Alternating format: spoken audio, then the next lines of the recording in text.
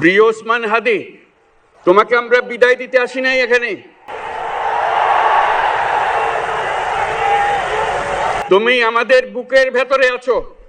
বাংলাদেশ যতদিন আছে তুমি সকল বাংলাদেশির বুকের মধ্যে থাকবে, এটা কেউ সরাতে পারবে না। আমরা আজকে তোমাকে প্রিয় হাদি বিদায় দিতে আসিনি।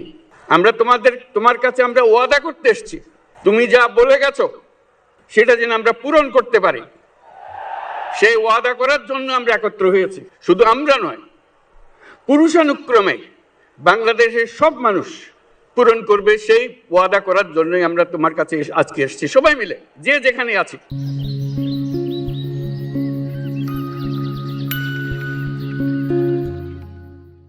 আমরা তোমার যে মানব প্রেম, তোমার যে ভঙ্গি, মানুষের সঙ্গে উঠা বসা, তোমার যে রাজনৈতিক দৃষ্টিভঙ্গি, সবাই প্রশংসা করছে, সেটা আমরা মনে প্রাণে গ্রহণ করছি, যে এটা যেন আমাদের মনে সব সময় জাগ্রত থাকে, আমরা সেটা অনুসরণ করতে পারি।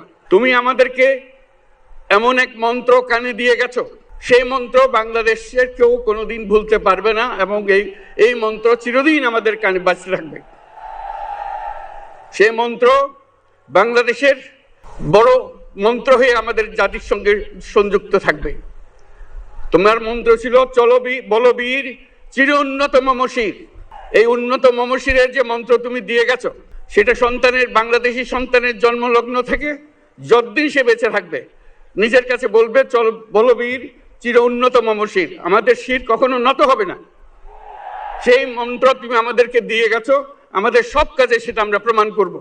আমরা দুনিয়ার সামনে মাথা উঁচু করে চলবো, কারো কাছে মাথা নত করব না। সেই মন্ত্র তুমি আমাদেরকে দিয়ে গেছো, আমরা সেটা পূরণ করে যাব। প্রিয় হাদি, তুমি নির্বাচনে অংশগ্রহণ করতে চেয়েছিলে, এবং সেই নির্বাচনে অংশগ্রহণ করতে গিয়ে নির্বাচন কিভাবে করতে হয় তারও একটা প্রক্রিয়া জানিয়ে গেছে আমাদেরকে। সেই প্রক্রিয়া যেন আমরা সবাই মিলে গ্রহণ করি, যে কিভাবে প্রচারণা কার্য চালাতে হয়, কিভাবে মানুষের কাছে যেতে হয়, কিভাবে মানুষকে কষ্ট না দিয়ে তার বক্তব্য প্রকাশ করতে হয়, কিভাবে বিনীতভাবে মানুষের কাছে আসতে হয়, সব কিছু তুমি শিক্ষা দিয়ে গেছো। আমরা এই শিক্ষা গ্রহণ করলাম, আমরা এই শিক্ষা চালু করতে চাই। আমরা সবাই আমাদের জীবনে আমাদের রাজনীতিকে এই পর্যায়ে নিয়ে আসতে চাই, যাতে হাদি আমাদের জীবনে স্পষ্টভাবে জাগ্রত থাকে। হাদি, তুমি হারিয়ে যাবে না, তুমি কোনোদিন কেউ তোমাকে ভুলতে পারবে না। তুমি যুগ যুগ ধরে আমাদের সঙ্গে থাকবে, আমাদেরকে তোমার মন্ত্র পুনঃ মনে করিয়ে দেবে, আমরা তোমাকে মনে করিয়ে দেব চলবীর উন্নত মমশির। আমরা সেই মন্ত্র নিয়ে আজকে সামনের পথে এগিয়ে যাব। তোমাকে আমাদের সবার পক্ষ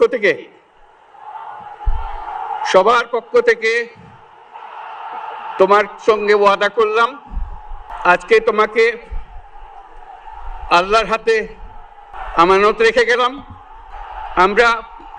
আমরা সব সময় তোমার কথা স্মরণ রেখে জাতির অগ্রগতির পথে চলতে থাকবো।